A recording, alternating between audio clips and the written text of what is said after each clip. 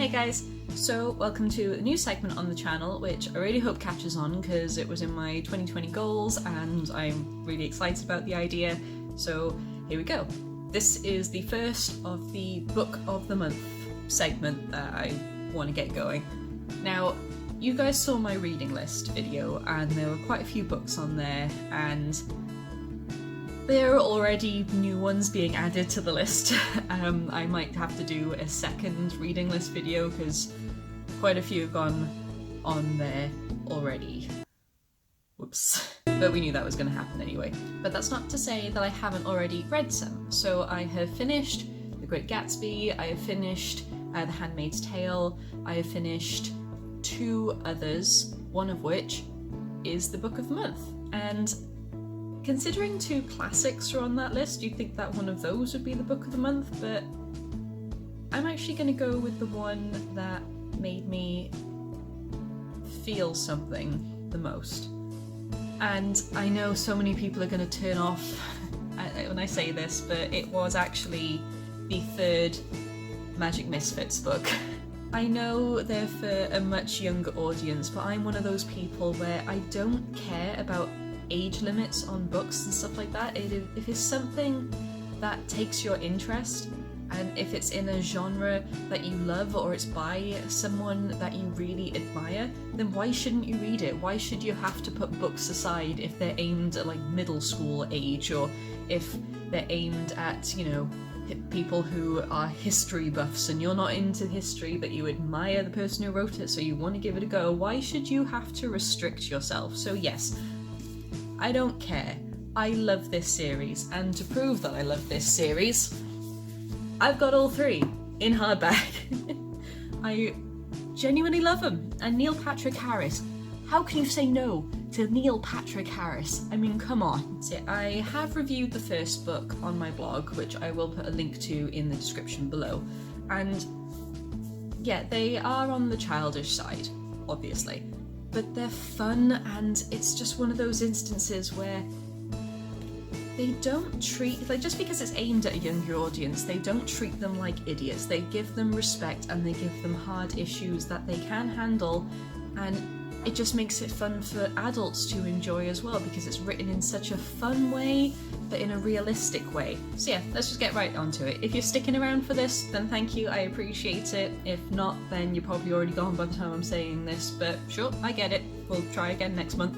So I'm not going to go into like spoiler territory on this one. So the first book starts off with a boy called Carter, who is a wannabe magician. He is also an orphan. He has had a really rough life and now he is stuck living with his borderline abusive uncle. So yeah, we're throwing abuse into the mix straight away for a middle school book, but anywho. He does manage to escape, and he does manage to meet some like-minded friends who are also into magic, and they do take him in, and then they discover that there's something dark going on in the town and they want to try and fix it, and it just opens this whole can of worms and a massive series of adventure. And what I love is that it's not magic as in, you know, mastering the elements or, you know, you're a wizard, Harry, or something like that. It is just genuine parlor trick, magic show nonsense that can be explained. They're just wannabe magicians, that's it. There's no mystical underlay or anything. It is just kids learning magic tricks. And I love how wholesome that is. I love how realistic that is, because then you can fit yourself into that mold a little bit more. But yeah, I love the characters. I love how the art style is just so damn sweet. And also I noticed in the third book, which is Book of the Month, so I don't know why I'm focusing on the first one so much, the art style on the cover has changed so much. So if you look at the first book compared to the third, look at that dramatic change. But it didn't actually hit me like, oh, that's brand new, what's going on? Because this now matches the art style that has been inside the books the whole time, and I actually find that a lot more pleasing. And so let's just find an example. So from the second book, cover, art style. It matches this a lot more, and I just find that a little bit more aesthetically pleasing. I don't know, I prefer the art style in this one. It's just so fun and quirky, and fun and quirky. Why wouldn't I like that? Also, something else to say, I'm kind of reviewing this series now rather than just the third book, but this did spawn this thing, so this still counts. Something that I do love are the puzzles and ciphers. I'm a massive Gravity Falls fan, series of unfortunate events, that kind of thing, so anything with puzzles and ciphers I will devour. So the fact that this book, like full on, like segments in Morse code that you have to figure out, each of the chapter titles has a series of cards at the top that you have to then, which is tedious, don't get me wrong, but it's worth it, figure out the code for, and it just adds so much to the story. And I really love books that are more than meets the eye. So you think Magic Misfits, you think, okay, childish adventure with magic. Yeah, but no, because it is not the magic that we're used to, like with Harry Potter nonsense and everything like that.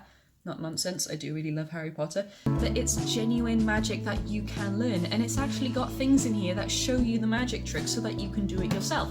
And then it's got the puzzles and the ciphers, and then even though it's got like this quirky little adventure going on, it still covers some hard issues. Like, so you've got domestic abuse, you've got same-sex couples, you've got abandonment issues, you've got, you know, the issues of growing up, but then you've also got things like kidnapping and arson and all this other stuff mixed in there as well. So it does get really dark, which I appreciate, because I'm so sick of this attitude of, oh, books that are aimed at a younger audience has to be so like soft and squishy because kids can't handle it. Yes, they can handle it, and then stuff like that is what makes things so much better to return to when you're older.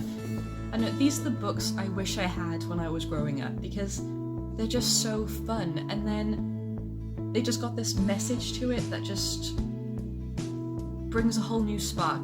I'm probably seeming like a total nutcase now because I am ranting about these books, but that is why I'm having this book of the month thing, so that I can tell you my experiences with this book that has touched me and I love. I'm going to read you a section from here which really affected me, because as you could probably see from my last video with the whole writing in public thing, I did say that I have been feeling really down lately. Like the change of atmosphere, like going outside and writing in a different place was great, but lately I've just been feeling like I'm trapped in a bit of a loop, and I'm not doing well with the job searching. I feel like I'm losing my writing spark, which I hate because I've only just got it back, and to then start to lose it a few months later is a horrible, horrible feeling. I don't know, I've just been feeling myself getting into this slump again, and then I finish this and I feel a bit more of a spark. Sections like this are the reason why I love it so much. When you are finished, make sure you take the time to hug your loved ones. Thank your friends for being your friends, your family for being your family. Go out and create some wonder. Make some magic. At this point, you should have plenty in supply. Your loved ones will be filled with gratitude for you bringing smiles to their faces, as I am filled with gratitude for you, my friend. Until next time, be brilliant, be brave, be curious, be kind, be a misfit. Be the magic you wish to make in this world. How beautiful is that? That is not a message just for kids. That is a message for everyone, and I love that even though this is aimed at younger audiences, it still has stuff that...